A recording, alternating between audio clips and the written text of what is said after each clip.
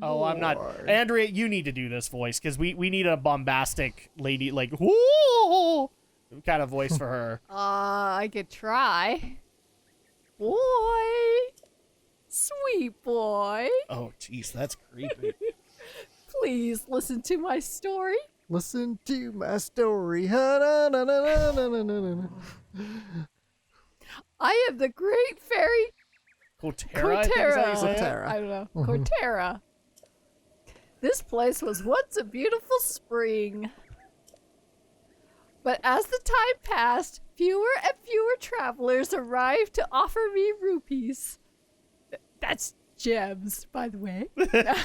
Rupees. As a result, I'm sorry, that's rubies?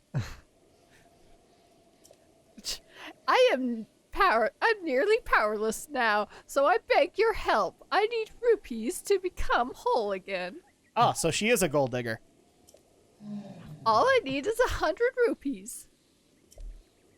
Once my power has been restored, I can help you do great things, boy.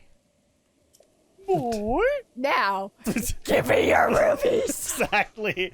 I'm here for my handout, please. Nintendo, teaching great lessons Thank given to you. Nigerian Prince games.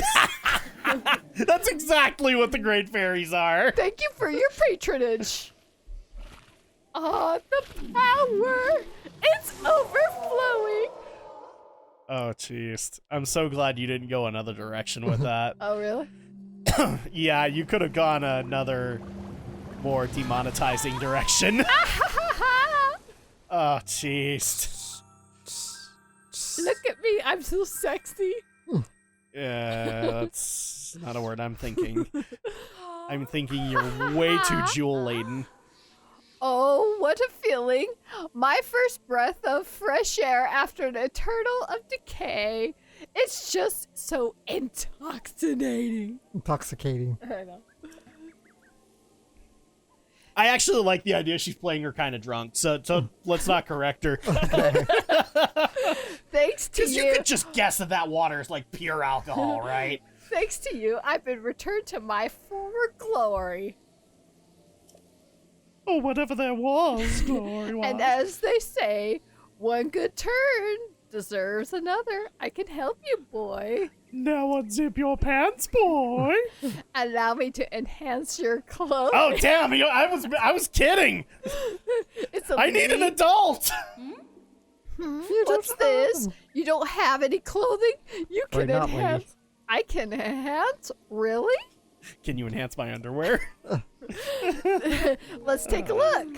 Going on it. Actually, what's really funny is you can technically enhance the outfit that Alex is wearing right now. The default? No, you Yeah, can't. you can. It just only increases its armor. It's pointless.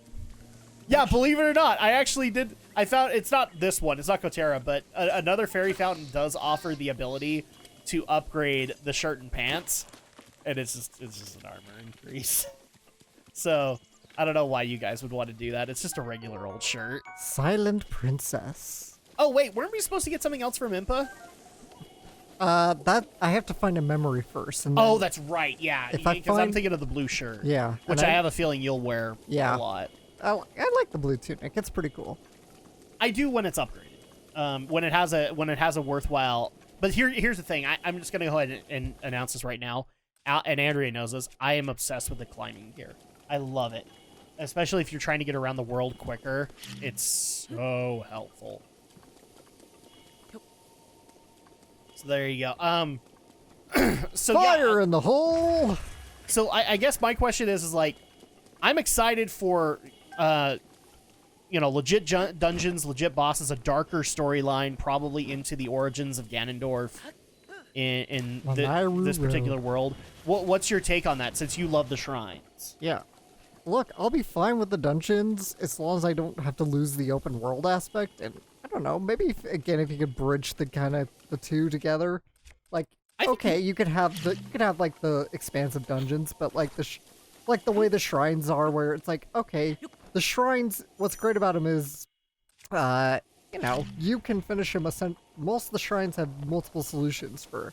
I can't do that one for the same for the same puzzle. You can like find different solutions to figure them out. If that's how I could go about the temples, then I'd be happy. I'm just, I'm just worried I'd get stuck in like a long dungeon and just get so frustrated that I'd just be like, screw it. Well, here's one of the things that I really love about Zelda is that getting stuck in a dungeon, yes, it can happen, but eventually, like, you will... One of the things that I think really helps if you get a little, like, a touch lost in a Zelda dungeon is go somewhere else in the dungeon to give yourself a fresh perspective. And then at that point, you come back and all of a sudden it makes more sense. But since dungeon development, I think, is going to follow in line with the open world development of Breath of the Wild, I think you're going to get that. I think you're going to get multiple ways to solve a dungeon. Yeah. I will say this really quick, and this might upset you a little bit. I don't think the Sheikah Slate's coming back. Really? That's so surprising. Well, believe it or not, in the trailer, he doesn't have it. Neither Wow. one of them have it. Yeah, but So, and the reason I think this is because a lot of this game is technology based, obviously with the Guardians and with the Divine Beasts and all that. With some of the analysis out of that trailer, I think the next one is going to be more magic based, like actual legit magic. And one of the reasons I think that is, if you slow down the trailer, you can actually see a really interesting scene of, that giant hand that's holding Ganondorf down? yeah. There's a scene where it looks like Link may have touched it, and the hand, like, gets absorbed into his right hand. And so at that point, I think he's not going to have he might have the runes still, but they will be via a magic element, not the Sheikah Slate. I don't know. Maybe the Sheikah Slate will exist, but according to this recent trailer, it wasn't there. So I don't know if that means it's gone. Maybe it's just they put it somewhere else. I don't know. But what's really cool, I don't know if you've actually noticed this, and what's cool about this trailer is, so we have technically 3 big magics of the game. 2 of them that are highly showcased in this game, but I have a feeling we'll get an emphasis in the next one. One is blue. One is the Guardian magic, or the Sheikah magic, in my opinion. Because and if people don't think it's magic, it's like, look at the Guardians, look at the ancient weapons and armor that you get, and all of it's like a solid, like it's got a solid blue to it, which is very interesting. And then look at Malice, which is all of the nastiness that is in everything that Ganon touches. Yeah. And it's all red. And what's funny is that in the trailer, the hand that's holding Ganondorf down that Link touches, it's green. Do you want to know what's funny about all of this, guys? Red, green, and blue have had a very defining element in Zelda. Blue represents wisdom, red represents power, and green represents courage. Triforce. Because it's not... the Triforce is part of it, but it represents the goddesses that made the Triforce. Yeah. So Foror is green, Nairu is blue, and then Din is red, representing their respective elements. And I find it very interesting that Ganon's Malice, he usually always holds the Triforce of Power, so the Malice is red. The Sheikah technology is wisdom, and Zelda loves it because she's more wisdom-based in this game. And now courage is going to look like actual magic, and it's green, representing courage. I do remember that picture I sent you when I went to that class with our daughter, and we did had the shapes, and we made the Triforce. I don't remember that, actually. She made a Triforce? Well, we put 3 triangles together with the exact same colors. Oh. I think I That's sent it to cute. you through email or not email. Just We'll have to see if we can track it down. 'Cause I know it's that'd on be my awesome. old phone though. Like we were playing with little shapes, and Okay. we got 3 triangles and put them together, and I think they were all the Well, colors. if it was on your old phone, then I've changed phones since then. So it might not be on my phone Aw, anymore. that's too bad. Because remember, I had the accident with my phone. where I accidentally I didn't realize it was in my pocket, and I walked into a pool. Yeah. So, yeah, that shit still happens. I love the fact when you get those cell phone commercials of people like dousing their phones in wine, and you're like, oh, it's totally waterproof. No, they're not. They're not, because the only way to make them waterproof is to not put holes in them. You're gonna have that happen. So, I don't know. We might still have a Sheikah element in the next game, but I think we're also going to be playing into Courage and having more mythology of the world based around like the dragons of Breath of the Wild and all that stuff. I'm really excited for what they're planning on doing in this game. The other thing that's interesting is there seems to be a hinting that we're going to find out a lot about the mythology of this world, specifically the Zonai tribe. Do you know what I'm talking about with that, Alex? Don't think so. No. Have you ever gotten the barbarian armor? Yes. In this? So the barbarian armor is based off of an ancient feral tribe that lived in the Farron region. And when you look into them, they are called the Zonai tribe. Okay. And so at that point, the interesting part about it is that all of the indicators in the game on the Zonai is that they worshipped the green dragon Farash, who is the representation of courage. Now, what's cool about this is we just barely saw like the diagram for Impa. Yeah. And this is one question that a lot of people have had about that prophecy is why is Link's hair red in it? Have you ever noticed that? Yeah, like but at the same time, it's like it's a pictograph. I don't expect it to be literal. No, but this actually helps to explain it because the barbarian armor. So you've had it? Yeah. Have you noticed what's interesting about the helmet? Yeah, it's got the red hair. It's got long red hair, and so it's representative of a tribe that worships a dragon of courage. So Okay, this is why I'm very excited about it. Is like, holy crap, there's like this whole different underlying layer of mythology that Onuma has put into this game that he can now build on. It's almost like he's literally built it so we can have, oh jeez. Yeah. I didn't realize you could actually break them writing them. Oh yeah, you can. I am trying to find the gate, the Lanairu Road, because that's where I know one memory is, but I cannot find it. Actually, there's one in the Great Plateau.